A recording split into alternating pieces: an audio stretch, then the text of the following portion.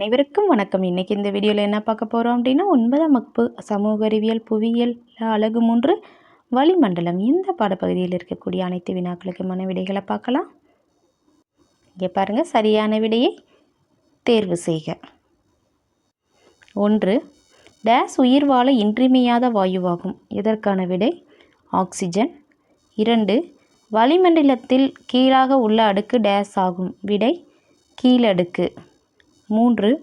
Days வானொலி அலைகளை பிரதிபலிக்கிறது. இதற்கான விடை இடையடுக்கு. அடுத்து, வாயு நிலையிலிருந்து திரவ நிலைக்கு நீரானது மாறுகின்ற செயல்பாட்டினை டேஸ் என்று அழைக்கிறோம். இதற்கான விடை சுருங்குதல். அடுத்து, 5. டேஸ் புவியின் முக்கிய ஆற்றல் ஆகும். விடை சூரியன். 6. அனைத்து வகை மேகங்களும் டேஸில் காணப்படுகிறதுனா இதற்கான விடை கீழடுக்கு. அடுத்து பாருங்கள், டேஸ் செம்மறியாட்டு மேகங்கள் என்று அழைக்கப்படுகிறது. விடை இடைப்பட்ட திரள் மேகங்கள். அடுத்து, பருவக்காற்று என்பது டேஸ்.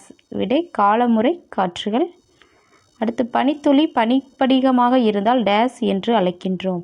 இதற்கான விடை உறைபனி. அடுத்து, டேஸ் புயலின் கண் என்று அழைக்கப்படுகிறது. விடை சூறாவளி.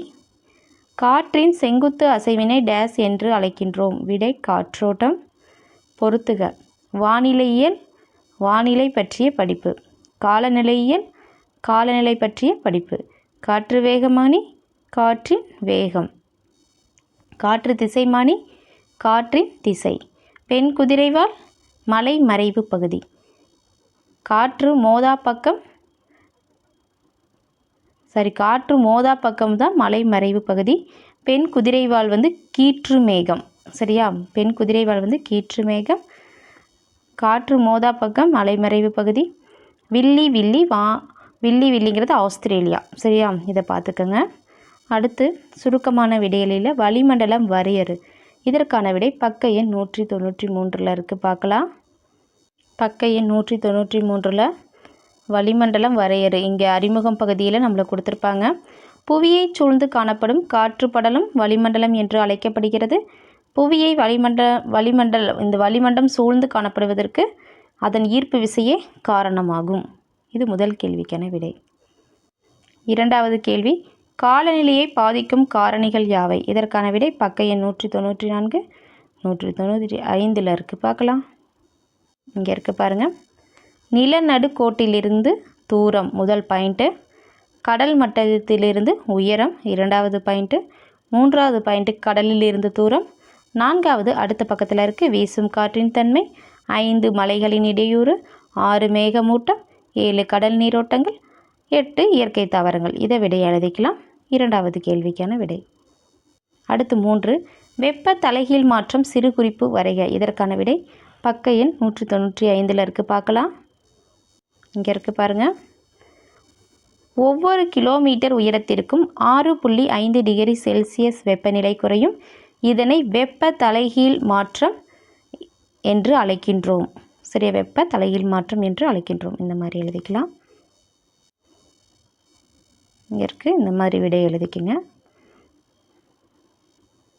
அடுத்து 4வது கேள்வி, வளிமண்டலத்தை வெப்பமாகின்ற செயல்முறைகளை விளக்குக. இதற்கான விடை பார்க்கலாம். வளிமண்டலத்தை வெப்பமாகின்ற செயல்முறைகள் வெப்பக்கடத்தல், வெப்பச்சலனம், வெப்ப கிடையசைவு ஆகும். வெப்பக்கடத்தல் அப்படின்னு போட்டு வெப்பம் மிகுதியான பொருளிலிருந்து வெப்பம் குறைவான பொருளுக்கு வெப்பம் கடத்தப்படுகிறது. வெப்பச்சலனம் காற்று தொகுதியின் சுழற்சியின் காரணமாக வெப்பம் கடத்தப்படுவது. வெப்ப கிடையசைவு காற்றின் கிடையான நகர்வினால் வெப்பம் கடத்தப்படுவது. அடுத்த கேள்வி, கோள் காற்றுகளின் அமைப்பை விளக்குக. இதற்கான விடை பக்க எண் 197 இருக்குது. பார்க்கலாம். இங்கே இருக்குது பாருங்கள். கோள் காற்றுகள் வருடம் முழுவதும் நிலையாக ஒரே திசையை நோக்கி வீசும் காற்றுகள் கோள் காற்று எனப்படும். இவை நிலவும் காற்றும் எனவும் அழைக்கப்படுகிறது. வியாபார காற்றுகள், மேலை காற்றுகள் மற்றும் துருவக்கிளை காற்றுகள் கோள் காற்றுகள் ஆகும். இது 5வது கேள்விக்கான விடை. அடுத்து, சிறு குறிப்பு வரைக. வியாபார காற்றுகள் பக்க எண் 197 இருக்குது. கர்ஜிக்கும் 40கள் 97 98 இருக்குது. பார்க்கலாம். 5வது கேள்வி பார்த்தோம்னா அது கீழேயே 6வது கேள்விக்கான விடை இருக்குது. வியாபார காற்றுகள்னு போட்டுட்டு வட மற்றும் தென் அரைக்கோளங்களின் துணை வெப்பமண்டல உயர் அழுத்த மண்டலங்களிலிருந்து நிலநடுக்கோட்டு தாழ்வழுத்த மண்டலங்களை நோக்கி வீசும் காற்று வியாபார காற்று எனப்படும். இது வரல எழுதிக்கிங்க. அடுத்து இதோட தொடர்ச்சியாக வியாபாரிகளின் கடல்வழி பயணத்திற்கு இக்காற்றுகள் உதவியாக இருந்ததால் இக்காற்று வியாபார காற்று என அழைக்கப்படுகின்றது. இதை மட்டும் நான் அண்டர்லைன் பண்ணி மார்க் பண்ணியிருக்கேன். இதை மட்டும் எழுதிட்டு அடுத்து கர்ஜிக்கும் 40கள்னு தலைப்பு போட்டிருக்கேன். வேலைக்காற்றுகள் தான் கர்ஜிக்கும் 40கள்னு சொல்கிறாங்க. அதனால் நம்ம கேள்வியில் கர்ஜிக்கும் 40கள்னு கேட்டிருக்கனால கர்ஜிக்கும் 40கள்னு தலைப்பு போட்டு அதுக்கு கீழே இந்த பாயிண்ட்ஸ் எழுதிக்கலாம். மேலைக்காற்றுகள் நிலையான காற்றுகளாகும். இவை வட தென் அரைக்கோளங்களின் வெப்பமண்டல உயர் அழுத்த மண்டலங்களிலிருந்து துணை துருவ தாழ்வழுத்த மண்டலத்தை நோக்கி வீசுகின்றன எழுதிட்டு அடுத்த பக்கத்தில் பாருங்கள். தென்கோளத்தில் இக்காற்றுகள் 40 டிகிரி அச்சங்களில் கர்ஜிக்கும் 40கள் எனவும் 50 டிகிரி அச்சங்களில் சீரும் 50கள் எனவும் 60 டிகிரி அச்சங்களில் கதரும் 60கள் எனவும் அழைக்கப்படுகின்றன. இதை ஃபுல்லாகவே எழுதலாம். இல்லைன்னா என்ன பண்ணலாம் அப்படின்னா தென்கோளத்தில் இக்காற்றுகள் 40 டிகிரி அச்சங்களில் கர்ஜிக்கும் 40கள் என அழைக்கப்படுகின்றன அந்த மாதிரி எழுதிக்கலாம். சரியா? அடுத்து பார்க்கலாமா? அடுத்து 7வது கேள்வி, மேகங்கள் எவ்வாறு உருவாகின்றன? இதற்கான விடை பார்க்கலாம். அதாவது நீராவியிலிருந்து பெறப்பட்ட உப்பு துகள்கள் புகை போன்றவற்றின் மீது குளிர்ந்த ஈரப்பதமான காற்று படிவதன் மூலம் மேகங்கள் உருவாகின்றன. கண்களுக்கு புலப்படும்படியாக மிதந்து கொண்டிருக்கும் குளிர்ந்த நீர்த்திவலைகளே மேகங்களாகும். இதை மட்டும் எழுதிக்கலாம். இல்லைன்னா நம்ம இதில் இங்கே கொடுத்துருக்காங்க இந்த லைனை கண்ணுக்கு தெரியும் சுருங்கிய நீராவி காற்றில் மிதப்பதையே மேகங்கள் என்கிறோம். இந்த இரண்டு வரிகள் கூட நம்ம எழுதிக்கலாம். கண்ணுக்கு தெரியும் சுருங்கிய நீராவி காற்றில் மிதப்பதையே மேகங்கள் என்கிறோம். இந்த மாதிரி எழுதிக்கலாம். அடுத்த கேள்வி, மழைப்பொழிவின் வகைகள் யாவை? இதற்கான விடை பக்க எண் 201 இருக்குது. பார்க்கலாம். இங்கே பாருங்கள், பக்க எண் 201 8வது கேள்விக்கான விடை இங்கே இருக்குது பாருங்கள். மழைப்பொழிவின் வகைகள்னு போட்டுட்டு வெப்பச்சலன மழைப்பொழிவு, புயல் சூறாவளி மழைப்பொழிவு அல்லது வளிமுக மழைப்பொழிவு, மழை தடுப்பு மழைப்பொழிவு, இந்த 3ஐ எழுதிக்கலாம். 8வது கேள்விக்கான விடை ஆகிய மழைப்பொழிவின் பல்வேறு வகைகளாகும். இந்த மாதிரியோட எழுதிக்கலாம். அடுத்து சிறுகுறிப்பு வரைக. சாரல், மழை, பனி, ஆலங்கட்டி, வெப்பமாதல். இதோட விடை பக்க எண் 201 இருக்குது. பார்க்கலாம். பக்க எண் 200 அதே பக்கத்திலே தான் இருக்குது. அதாவது இங்கே இருக்குது பாருங்கள், சாரல்னு போட்டுட்டு இந்த பாயிண்ட் ஃபுல்லாகவே எழுதிக்கலாம். 0.5 மில்லிமீட்டருக்கு குறைவான விட்டமுள்ள நீர்த்துளிகள் சீராக புவியை வந்தடையும் பொழுது அதனை சாரல் என்று அழைக்கிறோம். சில நேரங்களில் சாரல்கள் பனிமூட்டத்துடன் இணைந்து எதிரில் உள்ள பொருட்களை காண முடியாத நிலையை உண்டாக்குகிறது. அடுத்து மழை. உறைநிலைக்கும் அதிகமான வெப்பநிலை காணப்படும் போது மழை பொழிகிறது. புவியின் மிக அதிகமான இடங்களில் மழைப்பொழிவு கிடைக்கிறது. காற்றில் மிக அதிகமான ஈரப்பதம் இருந்தால் மட்டுமே மழைப்பொழிவு ஏற்படும். மழைத்துளியின் விட்டம் 5 மில்லிமீட்டருக்கு மேல் காணப்படும். அடுத்து நம்மளுக்கு என்ன கேட்டிருக்காங்க? பனிங்கிறப்ப உறையும் நிலைக்கு கீழாக நீர் சுருங்குதல் ஏற்படும் பொழுது பனிப்பொழிவு ஏற்படுகிறது. பகுதியாகவோ முழுமையாகவோ ஒளிபுகா தன்மையுடன் காணப்படும் பனித்துகள் படியங்களை பனி என்று அழைக்கின்றோம். வரலும் கூட எழுதிக்கலாம். அடுத்து நம்மளுக்கு சாரல் கிடையாது, ஆலங்கட்டி மலை முழுமையாகவோ அல்லது பகுதியாகவோ ஒளிபுகும் தன்மையுடைய மிகச்சிறிய பனி உருண்டையுடன் கூடிய மழைப்பொழிவு ஆலங்கட்டி மலை என்று அழைக்கப்படுகிறது. அடுத்து வெப்பமாதல் நம்ம புத்தகத்தில் இல்லைம்மா, அதற்கான விடை கொடுக்குறேன் பாருங்கள். வெப்பமாதல் ஒரு பொருளை சூடாக்கும் ஆற்றலை வெப்ப ஆற்றல் எனப்படுகிறது. வெப்பநிலை என்பது ஒரு பொருளின் வெப்பத்தின் அளவு ஆகும். இதை எழுதிக்கலாம். அடுத்து நம்மளுக்கு காரணம் கூறுக இருக்குது. நிலநடுக்கோட்டு தாழ்வழுத்த மண்டலம் ஒரு அமைதி பகுதி. இதற்கான விடை பக்க எண் 195 இருக்குது.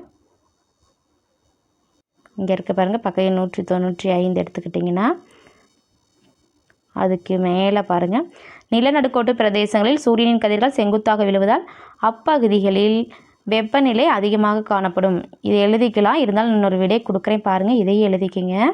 அதோட சேர்த்து என்ன எழுதணும் அப்படின்னா,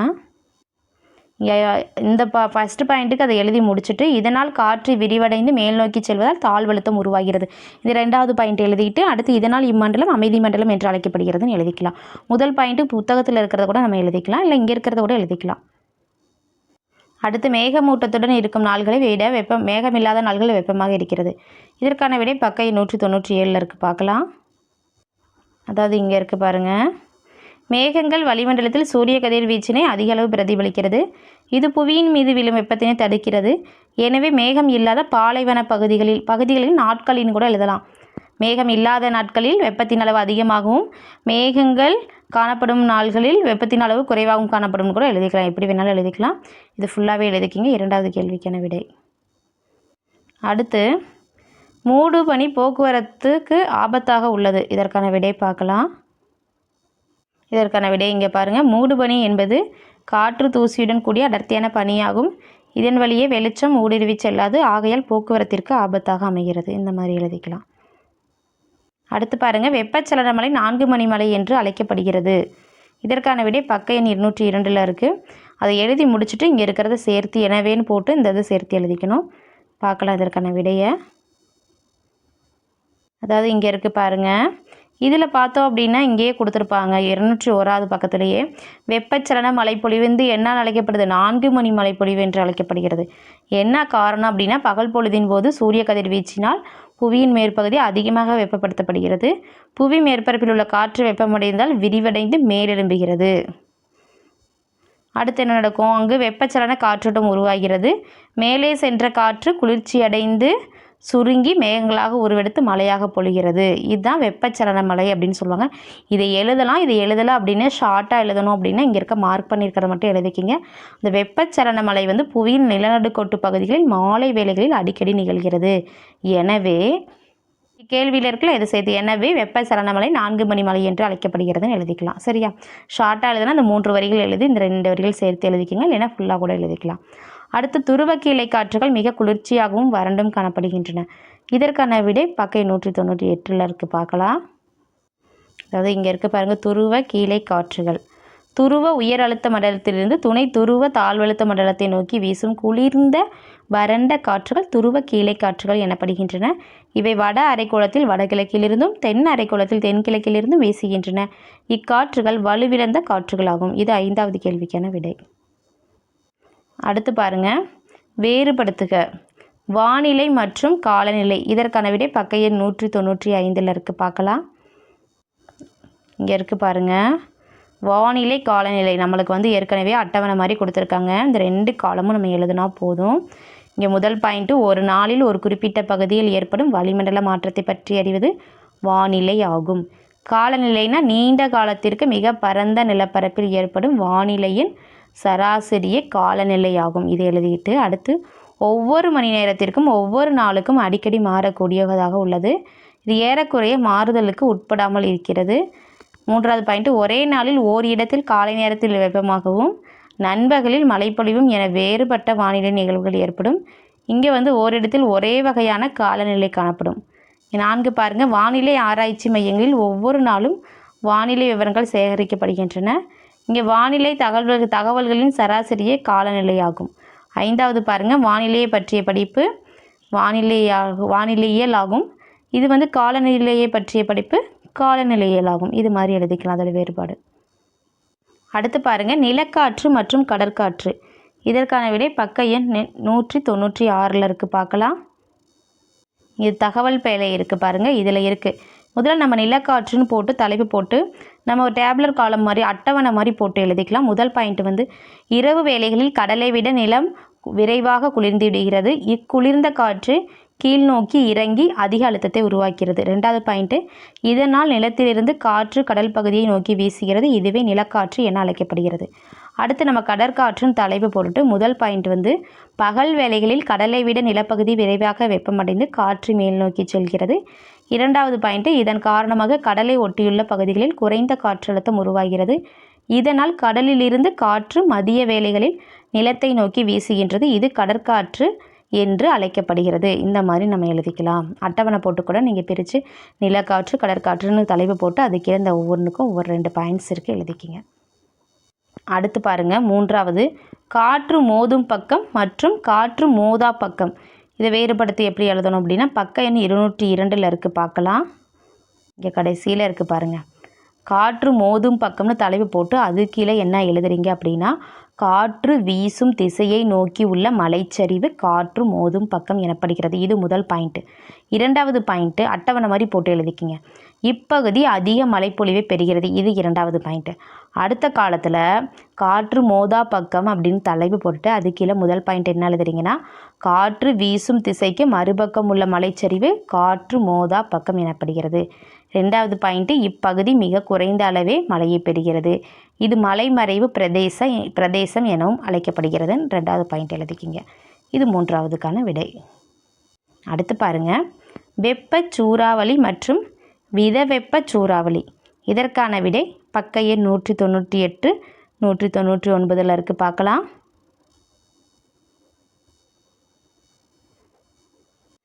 நீங்கள் வெப்பச்சூறாவளிகள் தலைப்பு போட்டு அது கீழே முதல் பாயிண்ட் வந்து வெப்பச்சூறாவளிகள் வெவ்வேறு பெயர்களில் அழைக்கப்படுகின்றன. சரியா? அது வந்து இந்திய பெருங்கடல் பகுதிகள் சூறாவளிகள் என்றும், மேற்கு பசிபிக் பெருங்கடலில் டைஃபூன்கள் என்றும், கிழக்கு பசிபிக் பெருங்கடல் மற்றும் அட்லாண்டிக் பெருங்கடல் பகுதியில் ஹரிக்கேன்கள் என்றும், பிலிப்பைன்ஸ் பகுதியில் பேக்யூஸ் என்றும், ஜப்பானில் டைஃபூன் என்றும், ஆஸ்திரேலியாவில் வில்லி வில்லி என்றும் அழைக்கப்படுகிறது. 2வது பாயிண்ட்டு, வெப்பச்சூறாவளிகள் கடலோர பகுதியில் அதிகமான உயிர் சேதங்களையும் பொருளாதார சேதங்களையும் ஏற்படுத்திய பின்னர் நிலப்பகுதியை சென்றடையும் எழுதிக்கலாம். அடுத்து நம்மளுக்கு என்ன கேட்டிருந்தாங்க? மித வெப்ப சூறாவளிகள். இதுக்கு இந்த 2 பாயிண்ட் எழுதலாம். இதை அப்படியே எழுதிக்கலாம். அதாவது 35 டிகிரி முதல் 65 டிகிரி வடக்கு மற்றும் தெற்கு அட்சரேகை பகுதிகளில் வெப்பம் மற்றும் குளிர் காற்று திரள்கள் சந்திக்கும் பகுதிகளில் மிதவெப்ப சூறாவளிகள் உருவாகின்றன. 2வது அடுத்த பாயிண்ட், மிதவெப்ப சூறாவளிகள் வெப்ப சூறாவளிகள் போல நிலத்தை அடைந்தவுடன் வலுவிழக்காது. இந்த 2 பாயிண்ட் எழுதிக்கலாம். இதில் பார்த்தோம் அப்படின்னா டேப்லர் காலம் இது ஃபுல்லாக கூட நம்ம எழுத தேவையில்லை, நிறையா இருக்குது. அதுக்கு எப்படி எழுதலாம் அப்படின்னா இந்த 4 வரிகளையும் 2ஆக பிரித்து எழுதலாம். நான் ஒரு விடை கொடுக்குறேன் பாருங்கள். அந்த மாதிரி டேப்லர் காலம் போட்டு எழுதிக்கங்க. இங்கே பாருங்கள் இந்த மாதிரி. அதாவது இந்த பாயிண்ட் மட்டும் எழுதுனா உங்களுக்கு கொஞ்சம் ஈஸியாக இருக்கும். அதனால் இந்த மாதிரி எழுதிக்கிங்க. சரியா? கடலோர பகுதிகளில் அதிகமான உயிர் சேதங்களையும் பொருளாதார சேதங்களையும் ஏற்படுத்துகிறது. 2வது பாயிண்ட், நிலத்தை அடைந்தவுடன் வலுவிழந்துவிடும். இது 2 பாயிண்ட்டை சுருக்கி எழுதிக்கிங்க, கொஞ்சம் ஈஸியாக இருக்கும். மிதவெப்ப சூறாவளின்னு போட்டு இந்த 2 பாயிண்ட் எழுதிக்கிங்க. உங்களுக்கு அட்டவணை போட்டு இந்த மாதிரி ஒவ்வொன்றுக்கும் இங்கே இருக்குது பாருங்கள். காற்று மோதும் பக்கம், காற்று மோதாம் பக்கமும் இந்த மாதிரி எழுதிக்கலாம். அடுத்து நிலக்காற்று கடற்காற்றுக்கு இருக்குது. அடுத்து பாருங்கள், இது கைடில் இருந்ததுமா வானிலை காலநிலை. இது எல்லாமே இப்படி பிரித்து நீங்கள் என்ன பண்ணலாம் அப்படின்னா இந்த மாதிரி கூட உங்களுக்கு ஈஸியாக இருக்கும். இதை பார்த்துக்குங்க. சரியா? இதுக்கு வந்து 2 பாயிண்ட் எழுதிட்டு கீழே ஒன்று கொடுத்துருக்காங்க பாருங்கள், மறுபெயர்கள் என்ன அப்படின்னு. இது கூட சூறாவளிகள், டைஃபோன்கள், ஹரிக்கேன்கள், பேக்யூஸ், வில்லி வில்லி. இது கூட மறுபெயர் வந்து மேற்கத்திய இடையூறு காற்று. இந்த மாதிரி கூட எழுதிக்கலாம். சரியா? காரண கூறுக கூட இங்கே கொடுத்துருக்காங்க ஷார்ட். நான் ஆனால் புத்தகத்திலே விடை கொடுத்துட்டேன் நான் வந்து உங்களுக்கு. இப்போ இதெல்லாம் விடை பார்த்தாச்சு. அடுத்து விரிவான விடையெளி பார்க்கலாம். வளிமண்டலத்தின் அமைப்பை பற்றி ஒரு பத்தியில் எழுதுகின்றிருக்கு. இதற்கான விடை பக்க எண் 193 194 இருக்குது பார்க்கலாம். அதாவது ஆரம்பத்திலே அறிமுகம் பகுதியிலேயே இருக்குது. இதை எப்படி எழுதலாம்னா வளிமண்டலம்னு தலைப்பு போட்டுட்டு ஏற்கனவே நம்ம கேள்வி பதிகள்லாம் படிச்சிருப்போம். அந்த பாயிண்ட்டை கூட நம்ம செய்கிறத மட்டும் எழுதினா கூட நம்மளுக்கு மார்க் கிடைக்கும். கொஞ்சம் ஈஸியாகவும் இருக்கும். அதனால் நம்ம என்ன பண்ணலாம் அப்படின்னா வளிமண்டலம்னு போட்டுட்டு ஏற்கனவே முதல் கேள்விக்கு விடையாக அதை படிச்சிருப்போம். வளிமண்டலம் என்றால் என்ன அப்படிங்கிறத இந்த 4 வரிகள் முதல்ல எழுதிக்கலாம். சரியா? நல்லா கவனமாக பாருங்கள், நான் சொல்கிறத ஒன் பை ஒன்னாக எப்படி எழுதுறதுன்னு.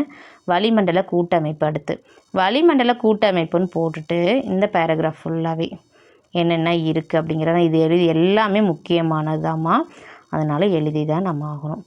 அடுத்து பார்த்தோம் அப்படின்னா இங்கே பாருங்கள், வளிமண்டல அடுக்குகள் என்னென்ன அடுக்குகள் இருக்குது தலைப்பு போட்டுக்குங்க. வளிமண்டல அடுக்கில் கீழடுக்கு, மீளடுக்கு, இடையடுக்கு, வெப்ப அடுக்கு மற்றும் வெளியடுக்கு. இந்த 5 அடுக்குகள் பெயர் எழுதிக்கிங்க. அடுத்து வளிமண்டல கீழடுக்குன்னு போட்டுட்டு அதுக்கு இந்த பாயிண்ட்ஸ் மட்டும் கூட எழுதிக்கலாம். இவ்வடுக்கு துருவ பகுதியில் 8 கிலோமீட்டர் உயர அளவிலும் நிலநடுக்கோட்டு பகுதியில் 18 கிலோமீட்டர் உயர அளவிலும் காணப்படுகிறதுன்னு எழுதிட்டு இவ்வடுக்கில் உயரை செல்ல செல்ல வெப்பநிலை குறையும். இவ்வடுக்கில் தான் அனைத்து வானிலை நிகழ்வுகளும் நடைபெறுகின்றன. இதை மட்டும் கூட எழுதிக்கலாம். இல்லை இதையும் சேர்த்து எழுதுறதுனாலும் எழுதிக்கலாம். உங்களுக்கு கொஞ்சம் ஈஸியாக ஷார்ட் பண்ணி கொடுத்தா இந்த மாதிரி எழுதிக்கலாம். ஃபுல்லாகவே எழுதுறதுனாலும் எழுதிக்கிங்க. அடுத்து மீளடுக்குன்னு போட்டு நான் மார்க் பண்ணியிருக்கேன் பாருங்கள். இதை மட்டும் கூட எழுதிக்கலாம். இது கொஞ்சம் சின்னதாக தான் இருக்குது. எல்லாமே எழுதிக்கிங்க. எல்லாமே முக்கியமான பாயிண்ட்ஸ் தான். அடுத்து இடையடுக்குன்னு போட்டு இது ஃபுல்லாகவே எழுதிக்கிங்க. அடுத்து வெப்ப அடுக்கு, அதுக்கு மார்க் பண்ணியிருக்கேன் பாருங்கள். ஃபுல்லாகவே இருக்குது. ஏன்னா எல்லாமே நம்மளுக்கு முக்கியமான பாயிண்ட்டாக தான் தெரியுது. அதனால் எல்லாமே எழுதி தான் ஆகணும். அடுத்து வெளியடுக்கு பாருங்கள். ஃபுல்லாக இது வரலும் முதல் விரிவான விடையிலைக்கு விடை. சப்போஸ் நீங்கள் ஸ்லோ லேர்னர்ஸாக இருந்தால் கொஞ்சம் ஷார்ட் பண்ணி எழுதுறதுனா நான் இன்னொரு விடை கொடுக்குறேன், அதையும் பாருங்கள். விரிவான விடையெல்லாம் கொஞ்சம் பெருசாக இருக்குது. அதனால் எப்படி எழுதலாம்? வளிமண்டலம்னு போட்டு நம்ம ஏற்கனவே சொன்ன விடை தான் இந்த கைடில் இருக்குது, அப்படி எழுதிக்கலாம். வளிமண்டல கூட்டமைப்புன்னு போட்டு இங்கே இருக்கிறத இந்த கலந்து காணப்படுகிறதுன்னு எழுதிட்டு அதுக்கு கீழே வளிமண்டலத்தின் வாயுக்கள், வளிமண்டலத்தில் மற்ற பொருள்கள், இந்த மாதிரி இந்த பொருள்களோட பெயர்கள் மட்டும் நம்ம எழுதிக்கலாம்.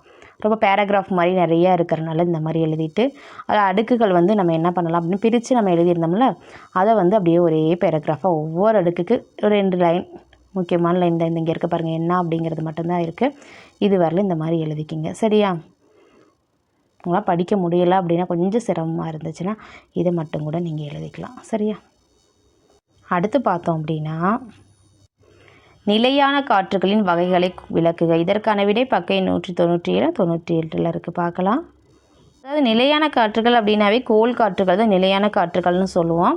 அதனால் நம்ம அதோட வகைகள் எழுதிக்கலாம். இப்போ கோள் காற்றுகளில் பார்த்தோம் அப்படின்னா வருடம் முழுவதும் நிலையாக ஒரே திசையை நோக்கி வீசும் காற்றுகள் தான் கோள் காற்றுகள். இதை நிலவும் காற்று எனவும் அழைக்கப்படுறோம்னு சொல்லுவோம். இதில் வகைகள் வந்து இதை எழுதிக்கிங்க. என்னென்ன வகைகள் இருக்குன்னா வியாபார காற்றுகள், மேலை காற்றுகள் மற்றும் துருவ கிளை காற்றுகள். இதெல்லாம் இந்த 3 வகைகள் எழுதிட்டு இதெல்லாம் கோள் காற்றுகள்னு சொல்லியிருக்காங்க. அந்த 3 வகைகள் எழுதிட்டு வியாபார காற்றுகள்னு போட்டுட்டு ஏற்கனவே நம்ம வந்து வேறுபடுத்துகளை படிச்சிருப்போம் நினைக்கிறேன். வியாபார காற்றுகள் அந்த மார்க் பண்ணியிருக்கோம் 6வது கேள்விக்கு. அதை மட்டும் நீங்கள் எழுதிக்கலாம். ரொம்ப அதிகமாக வியாபார காற்றுகள்னு போட்டு இந்த வட மற்றும் அதிலேருந்து எனப்படும் வரல எழுதிட்டு அடுத்து இதில் கடைசியில் 3 வரிகள் இதை மட்டும் மார்க் பண்ணி கொஞ்சம் படிக்கிறதுக்கு உங்களுக்கு ஈஸியாக இருக்கும். ஏற்கனவே படிச்சிருப்பீங்க அந்த கேள்விக்கு விடையா. அப்போ இந்த வியாபார காற்றுகள்னு போட்டு இங்கே மார்க் பண்ணிக்கிறது மட்டும் எழுதிக்கலாம். அடுத்து கர்ஜிக்கும் 40 நம்ம தலைப்பு போட்டிருப்போம் ஏற்கனவே. இதில் வந்து வேறுபடுத்துக்கலாம். அது எழுதாமல் மேலை காற்றுகள் நம்ம தலைப்பு போட்டுக்கணும். இதில் வந்து சரியா கர்ஜிக்கும் 40 போடக்கூடாது. மேலை காற்றுகள் போட்டு ஏற்கனவே படித்தது அதே மாதிரி தான் மார்க் பண்ணியிருக்கோம். மேலை காற்றுகள் வந்து வீசுகின்றன வரல எழுதிட்டு அடுத்த பக்கத்தில் இங்கே தென்கோளத்திலிருந்து அழைக்கப்படுகிறது வரல எழுதிக்கலாம். சரியா? அடுத்து துருவக்கிளை காற்றுகள்னு தலைப்பு போட்டுட்டு அதுக்கு கீழே இதை ஃபுல்லாகவே இது வரலும் எல்லாமே எழுதிக்கலாம். இதுவும் ஏற்கனவே படிச்சிருப்போம் 5வது கேள்விக்கு காரணம் கூறுகளை. இது அப்படியே எழுதிக்கலாம். இப்போ கொஞ்சம் உங்களுக்கு ஈஸியாக இருக்கும். அதை படிச்சிட்டோம்னா இது எழுதுறதுக்கு இந்த விரிவான விடையிலேயே அப்படியே எழுதிடலாம். சரியா?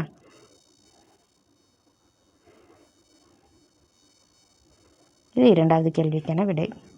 இப்போ பாருங்கள் ஏற்கனவே நம்மளுக்கு கொடுத்துருப்பாங்க அழகாக. இங்கே இருக்குது பாருங்கள் காற்றுகள் நம்ம கைடில் கொடுத்துருந்தாங்க. அதை கொஞ்சம் உங்களுக்கு எப்படி எழுதுறங்கிறத இப்படி கொடுத்துருக்கேன் பாருங்கள். இந்த மாதிரி எழுதிட்டு என்னென்ன காற்றுகள் நம்ம சொன்னோம் அந்த பாயிண்ட்ஸ் தான் வியாபார காற்றுகள்னு போட்டு இந்த மாதிரி எழுதிக்கலாம். அடுத்து மேலை காற்றுகள், துருவ கிளை காற்றுகள். சரியா? அடுத்து மேகங்களின் வகைகளை விவரின்னு இருக்கும்.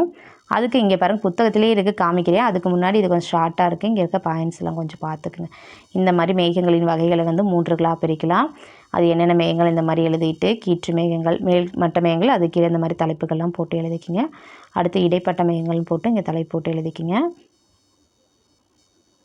அடுத்து கீழ்மட்ட மேகங்கள்னு போட்டு இங்கே மாதிரி இந்த பாயிண்ட்ஸ் எல்லாம் எழுதிக்கிங்க.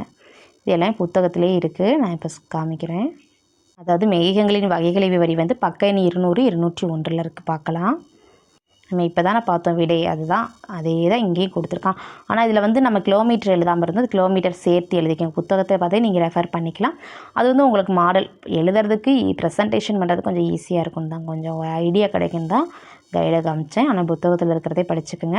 உயரத்தின் அடிப்படையில் மேகங்களை 3ஆக பிரிக்கும். மேல்மட்ட மேகங்கள் ஆனால் இந்த கிலோமீட்டர் வந்து முக்கியமானது. கொஞ்சம் எழுதுனா உங்களுக்கு மார்க் கிடைக்கும்.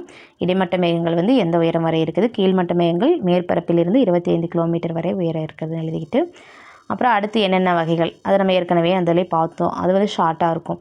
இது கொஞ்சம் எல்லாமே எழுதுனா கொஞ்சம் நல்லாயிருக்கும். இதில் ஒவ்வொன்றையும் பார்த்துக்குங்க. இதில் ஒவ்வொன்று இது இருக்கும் தலைப்புகள் போட்டு அது கீழே இந்த பாயிண்ட்ஸ் எல்லாம் எழுதிக்கிங்க. இங்கே அடுத்து இங்கே இருக்குது பாருங்கள் இடைமட்ட மேகங்கள். இதுவும் அதே மாதிரி தான் ஒவ்வொரு தலைப்புகள் போட்டு அது கீழே இந்த பாயிண்ட்ஸ் எல்லாம் எழுதிக்கிங்க. சரியா? அடுத்து பாருங்கள் கீழ்மட்ட மேகங்கள். அதே மாதிரி தலைப்பு போட்டு படைத்திரள் மேகங்கள், படை மேகங்கள், திரள் மேகங்கள் எல்லாமே உங்கள் புத்தகத்திலே இருக்கும். கார்த்திரள் மேகங்கள். அடுத்த பக்கத்தில் இங்கே மழையையும் தருகின்றனன்னு முடியும். சரியா? இது 3வது விரிவான விடைகளுக்கான விடை. அடுத்து பாருங்கள் 4வது என்ன கொடுத்துருக்காங்க. சூறாவளிகள் எவ்வாறு உருவாகின்றன அதன் வகைகளை விவரி. இதற்கான விடை பார்த்தோம் அப்படின்னா பக்க எண் 198 199 இருக்குது. பார்க்கலாமா? இங்கே பாருங்கள் 197 பக்கத்தில் சூறாவளிகள்லாம் இருக்குல்ல சைக்ளோன் என்னும் சொல்லி இதில் ஆரம்பித்து இந்த 3 வரிகளும் எழுதிக்கிங்க. அடுத்து இது ஒரு தொடர்ச்சியாக இங்கே இருக்குது பாருங்கள் அழைக்கப்படுகிறது. சூறாவளினா என்னான்னு முதல்ல நம்ம எழுதிக்கணும். அடுத்து அதோட வகைகள் எழுதணும். வகைகள்னு போட்டு வெப்ப சூறாவளிகள், மித வெப்ப சூறாவளிகள், கூடுதல் வெப்ப சூறாவளிகள். வெப்ப சூறாவளிகள்னு போட்டு ஏற்கனவே நம்ம வேறுபடுத்த பார்த்துருப்போம். அதில் இது ஆனால் அதில் வந்து நம்ம இந்த பாயிண்ட்ஸ் மட்டும்தான் கடைசியில் எழுத சொல்லி அட்டவணை வேறு கொடுத்துட்டோமா. ஆனால் நீங்கள் வந்து என்ன பண்ணலாம் அப்படின்னா இதை அப்படியே ஃபுல்லாக எழுதிக்கலாம். வெப்ப சூறாவளிகள்னு போட்டு எல்லாமே கூட எழுதிக்கலாம். இது ஃபுல்லாகவே எழுதிட்டு இல்லைன்னா அந்த அட்டவணையில் இருக்க பாயிண்ட்ஸை கூட ஒரு பேராகிராஃப் மாதிரி எடுத்து எழுதிக்கலாம். கொஞ்சம் உங்களுக்கு படிக்கிறதுக்கு ஈஸியாக இருக்கணும் அப்படின்னா 2க்கும் ஒரே விடை தான் வருது. அதனால் அந்த மாதிரி எழுதிக்கிட்டு அடுத்து மித வெப்ப சூறாவளிகளுக்கு ஏற்கனவே படிச்சிருப்பீங்க.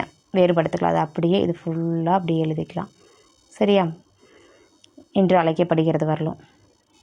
ஆனால் மிதவெப்ப சூறாவளிகளுக்கு இது வரலும் தான் நம்ம படிச்சிருப்போம். ஆனால் இதையும் சேர்த்து எழுதி கீழே கடைசியில் இருக்குல்ல, இதையும் சேர்த்து ஃபுல்லாகவே எழுதிக்கிங்க. கூடுதல் வெப்ப சூறாவளிகளுக்கு இது ஃபுல்லாக இங்கேருந்து ஆரம்பித்து இந்த பாயிண்ட் ஃபுல்லாகவே எழுதிக்கலாம். சரியா? மார்க் பண்ணியிருக்கிறது கூட ஷார்ட்டாக எழுதிக்கிங்க. இது வரலும் 4வது விரிவான விடைகளுக்கான விடை. அடுத்து பாருங்கள், 5வது கடைசியில் இருக்கக்கூடிய கேள்வி இதுதான். பொழிவின் வகைகளை விவரி. இதற்கான விடை பக்க எண் 201 இருக்குது. பார்க்கலாம். இங்கே இருக்குது பாருங்கள், பொழிவு என்னென்ன வகைகள் இருக்குது பொழிவில். சாரல் மலை, பனிப்பொழிவு, பனிப்படிவு, ஆலங்கட்டி மலை போன்றவை பொழிவின் பல்வேறு விதங்களாகும். இதுதான் இதோட வகைகள் பொழிவின். அடுத்து சாரல்னு போட்டுட்டு ஏற்கனவே இதுவும் படிச்சிருப்போம் நம்ம அதை அப்படியே ஒன்றா எழுதிக்கலாம். சாரல்னு போட்டு இது ஃபுல்லாக எழுதிக்கிங்க.